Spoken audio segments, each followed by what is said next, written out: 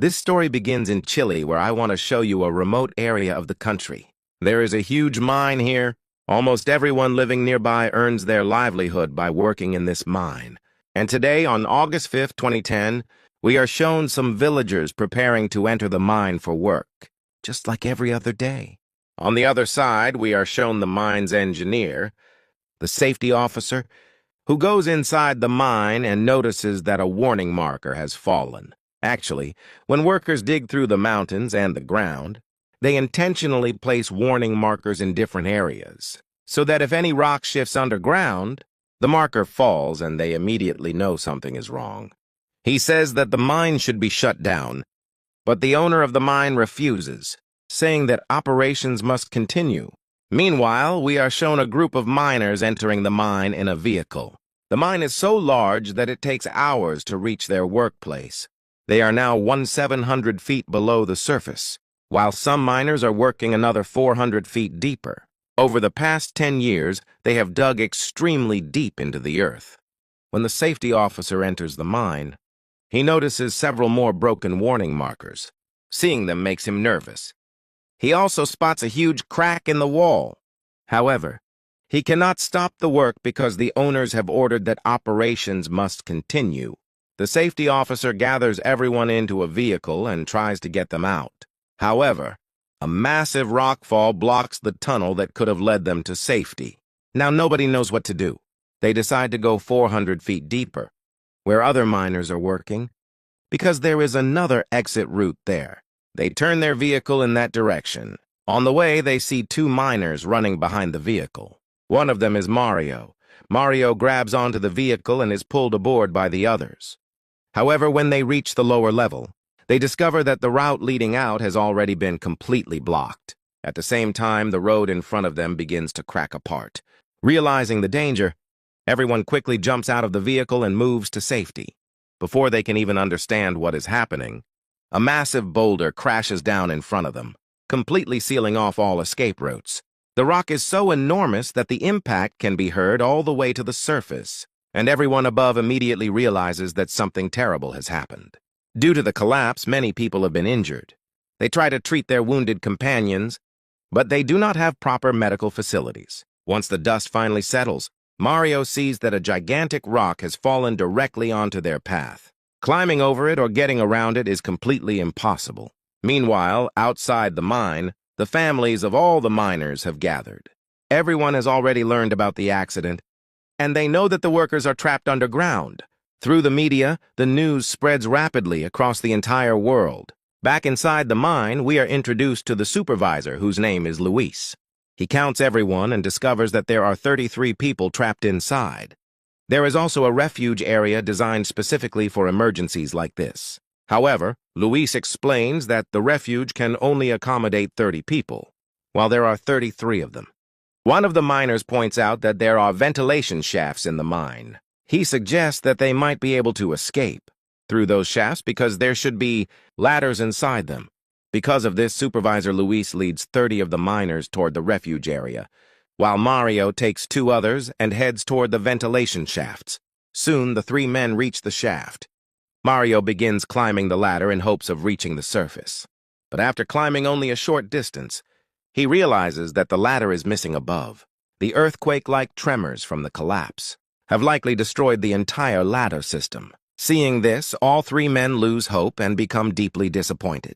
Meanwhile, the other 30 miners reach the refuge area. There, they discover that the emergency shelter contains very little food and almost no medical supplies. Shortly afterward, Mario and his 2 companions also arrive at the refuge. None of them know whether anyone will ever come to rescue them. After all, they are trapped extremely deep beneath the earth. While everyone is lost in their thoughts, the ground suddenly begins to shake again. Fear grips them all. They believe that this may be the end of their lives. Surrounded by darkness, they can see nothing but blackness ahead. Everyone begins praying desperately. Eventually, the tremors stop on their own. Back outside the mine, the families of the trapped workers have spent the entire night waiting. They keep asking the mine officials about what is happening underground. Instead of providing answers, the security personnel try to drive them away. However, the families refuse to leave because their loved ones are trapped below. They continue protesting and remain outside the mine throughout the night. The following morning, a mining official visits the president of Chile. He informs the president that many people are trapped inside the mine, and that help is urgently needed. The president replies that the mine is privately owned, and that the responsibility belongs to the owners. However, the official explains that the company does not possess the advanced equipment needed for such a rescue operation. He tells the president that if these miners are rescued, it will bring international recognition, because the story has already spread around the world. The president agrees and orders that everything possible be done to save the trapped miners. The next morning, the mining official arrives at the site of the disaster. He assures the families that every effort will be made to rescue their loved ones. After that, he enters the mine office and insists that the rescue operation must begin immediately. However, the owner of the mine says that such a rescue is impossible. He explains that a massive collapse has occurred underground. In his opinion, there is little chance that anyone is still alive. The area where the miners had been working is buried deep beneath the rubble. Reaching that location is almost impossible. Besides, the refuge area contains food for only 3 days. It could take several months to reach them. Even if rescuers manage to get there, the trapped miners will most likely have died of starvation by then. Hearing this, the Minister of Mining also begins to doubt whether anyone underground could still be alive. He starts believing that the mine owner may be right. He steps outside and uses a loudspeaker to address the waiting families. He tells them that the rescue operation cannot begin because there is almost no chance that anyone survived. At that moment, a woman whose brother is trapped inside the mine suddenly slaps the official. She still firmly believes that her brother is alive. Soon, all the families begin shouting and demanding action. They beg the Minister of Mining to save their loved ones. Seeing their desperation and pain, the minister decides that he must do everything possible to help. With support from the president, a mining engineer is brought in to assess the situation. After examining the mine, the engineer concludes that 33 miners are trapped in the refuge area. A huge rockfall has caused the entire mine to collapse. The only way to save them is to drill down from the surface and reach them. Meanwhile, inside the mine, the trapped workers begin arguing over food. Mario steps forward and tells everyone that they must ration their supplies carefully. Until rescue arrives, they need to eat as little as possible. They decide to survive on just a few bites of food and a small amount of water each day. Back on the surface, a giant drilling machine is brought in so rescuers can try to establish contact with the trapped miners. The rock above them is extremely hard, making drilling very difficult. Several drill bits break during the operation. Even so, the engineers continue working day and night. The mining minister also arranges a camp for the families of the trapped miners. Since none of them want to leave, they remain there and wait for news. Deep underground, the trapped miners eventually hear the sound of drilling.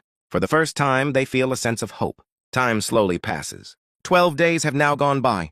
The drilling operation has continued non-stop for nearly 2 weeks. Eventually, the drill reaches the depth of the refuge area. Unfortunately, luck is not on their side. The drill misses the refuge by about 12 meters. The trapped miners cannot reach it. All the effort and hope of the past 12 days seem to have been wasted. By now, almost all of their food has been consumed. They have only enough food left for 1 more day. The engineer becomes discouraged. He says that the rock is too strong and that another drilling attempt may not be possible. However, the Minister of Mining refuses to give up. He reminds the engineer that the families are still waiting outside and counting on them. The engineer remains silent and walks away. Later that night, he returns to the minister. He announces that they will try drilling again from a different location. A second drilling operation begins. Once again, the hard rock creates enormous difficulties. Meanwhile, underground, the trapped miners are losing hope. They have become exhausted and desperate. Their food has already run out. One day, while Mario is lying down, a drop of water falls onto him from above. In reality, the second drilling attempt has finally reached the correct location. The drill breaks through into the refuge area, where all 33 miners are trapped. As soon as they notice the hole, everyone becomes overjoyed. Their hope for survival returns once again. The miners begin striking the drill rod and making as much noise as possible. People on the surface hear the sounds coming from below. The miners attach a note to the drill bit. On the note, they write, "We are all alive." When the drill rod is pulled back to the surface, rescuers read the message. Everyone erupts with joy and excitement. The families waiting outside burst into tears. Many of them had nearly lost hope. But now they finally know that their loved ones are alive. News of the discovery spreads around the world. Experts from many different countries arrive to help with the rescue effort. NASA sends a special rescue tube that can be used to deliver food, water, and other essential supplies to the trapped miners. Through this tube, the miners begin receiving everything they need to survive. They are also provided with video communication equipment so they can speak with their families. For the first time in many weeks, the miners are able to see and talk to their loved ones. The president of Chile also speaks directly with the 33 trapped miners. He assures them that by Christmas, they will be celebrating with their families. Hearing these words fills everyone with happiness and renewed hope. Meanwhile, the engineers develop 3 different rescue plans. Their goal is to ensure that if 1 or 2 plans fail, another option will still be available. Work begins immediately on all possible rescue methods. However, before long, Plan 1 and Plan 2 both fail completely. Now only Plan 3 remains. This final plan presents many challenges and difficulties. Despite the obstacles, the engineers refuse to give up and continue working tirelessly. At the same time, a new danger emerges. The enormous rock that collapsed into the mine is slowly shifting downward. This means the miners must be rescued as quickly as possible. Otherwise, they could all be crushed beneath the moving rock. After continuous drilling, the rescuers finally reach the giant boulder that caused the collapse. The rock is incredibly hard and resistant. Normal drilling methods are no longer effective. The engineers communicate with the trapped miners below. The miners suggest that an explosion may be necessary to break the rock apart. Although this is extremely dangerous, they have no other option. A controlled blast is carried out. The explosion successfully breaks the obstacle. Now the drilling operation can continue. By this time, the miners have been trapped underground for 69 days, nearly 2.5 months. Finally, the rescue capsule designed for the operation is prepared. The capsule is lowered deep into the mine. The first miner gets ready to enter it. Before leaving, he becomes very emotional. He has spent more than 2 months underground with his companions. Together, they have faced fear, hunger, and the possibility of death. He enters the rescue capsule. Slowly, he begins his journey toward the surface. Suddenly, the capsule becomes stuck during the ascent. Inside the capsule, the miner struggles to breathe and begins to panic. Fortunately, rescuers manage to free the capsule. Once again, it starts moving upward. A short time later, the miner successfully reaches the surface. Everyone cheers as he steps out safely. Over the next 24 hours, one miner after another is brought to the surface.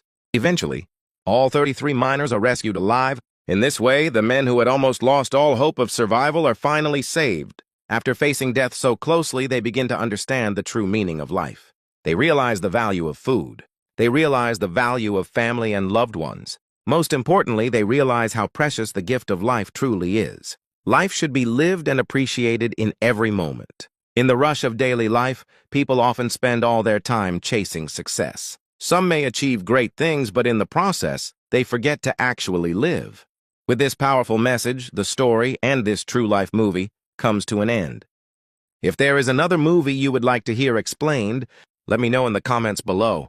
I read your comments, and I sincerely thank you all for your love and support.